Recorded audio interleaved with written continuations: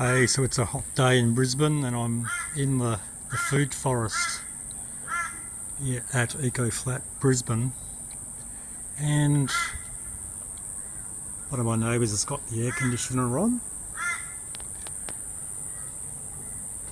and look at all the water, the condensate coming out from the air conditioner, just being plumbed directly to drain into the stormwater and sewerage system. Well, it'd be really great to capture that water and put it into the food forest.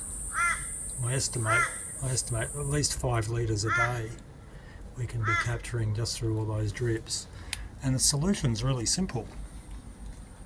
The solution is just to get a hose, a big enough hose. So this is a 1 inch hose, and just connect it up to the system. Now I'll get the other end. It's a bit easier to do. And just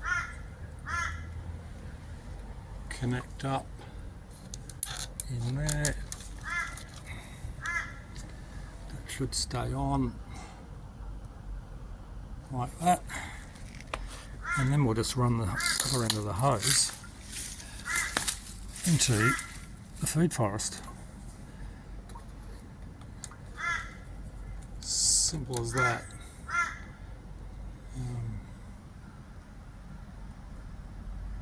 There we go.